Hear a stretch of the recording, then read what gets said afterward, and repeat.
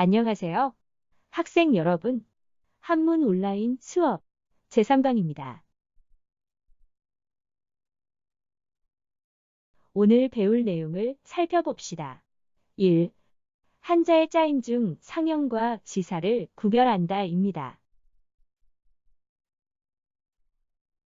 첫 번째, 한자가 만들어진 원리.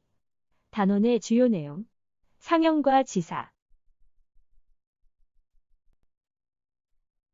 한자가 만들어진 원리를 알아보기 전에 다음 두 표지판을 보고 무엇을 의미하는지 생각해 봅시다. 그렇죠. 첫 번째 표지판은 금유주예입니다. 두 번째 표지판은 낚시 금지입니다.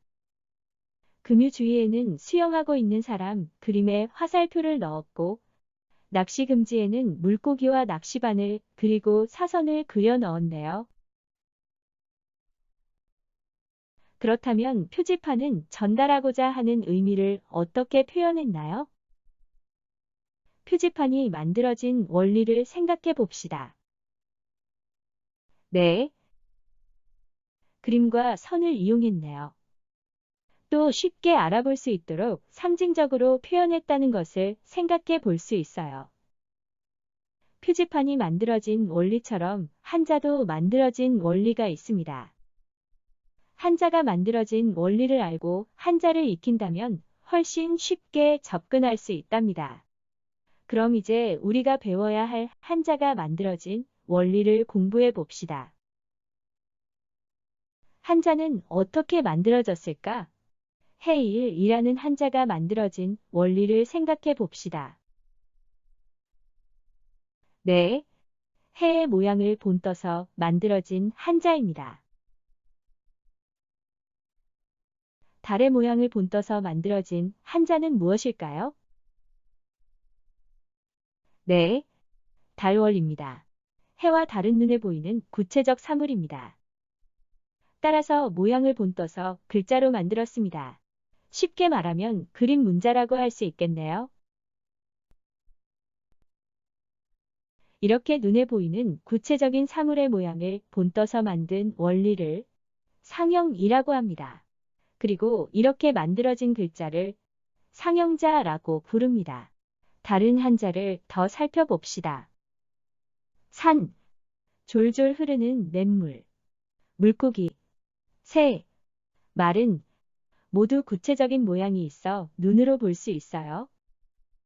따라서 모양을 본떠서 산산, 내천, 물고기어, 새조, 말마 라는 한자를 만들게 됩니다. 그런데 한자가 사물의 모양과 별로 비슷하지 않아요. 라는 의문이 드는 학생이 있을 수 있습니다. 오늘날 볼 수 있는 가장 오래된 한자는 중국 고대 은나라 때 갑골에 새겨놓은 글자입니다. 갑골문이라고 부르죠. 갑골에 새겨진 글자를 보니 사물의 모양을 나름 정교하게 표현했네요. 온전한 글자의 형태라기보다는 그림 문자에 더 가깝죠. 처음부터 지금의 한자 모양으로 만들어 썼던 것이 아니었습니다. 한자는 사물의 모양을 본뜬 그림 문자에서 점차 발전하여 여러 차례 모양이 변했답니다.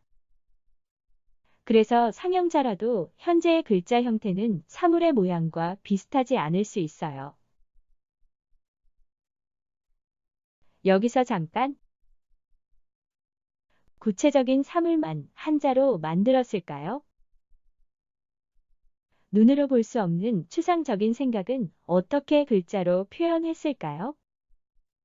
위상이라는 한자가 만들어진 원리를 생각해 봅시다. 위라고 하는 공간적 개념을 나타내기 위해 기준선 위에 점을 찍어 글자로 만들었습니다. 이번에는 뿌리, 근본이라는 뜻을 나타내기 위해 나무의 뿌리 부분에 점을 찍어서 근본본이라는 한자를 만들었습니다. 이처럼 숫자나 개념 등 눈으로 볼 수 없는 추상적인 생각을 점이나 선을 이용해 글자로 만들었습니다. 이렇게 눈으로 볼 수 없는 추상적인 생각이나 뜻을 점이나 선으로 나타내는 것을 지사라고 합니다. 그리고 이렇게 만들어진 글자를 지사자라고 부릅니다. 다른 한자를 더 살펴봅시다. 막대기 하나를 놓아 숫자 2를 나타낸 하나 1, 기준선 아래에 점을 찍어 아래를 나타낸 아래하, 나뭇가지 부분에 선을 그어 끝을 나타낸 끝말 이라는 한자를 만들게 됩니다. 이제 학습한 내용을 바탕으로 연습해 봅시다. 제시한 단어를 구체적 사물과 추상적 생각으로 분류해 보세요. 구체적 사물에 해당하는 단어는 무엇인가요? 해, 냇물, 산, 물고기이고 추상적 생각은 아래, 근본, 둘, 끝입니다.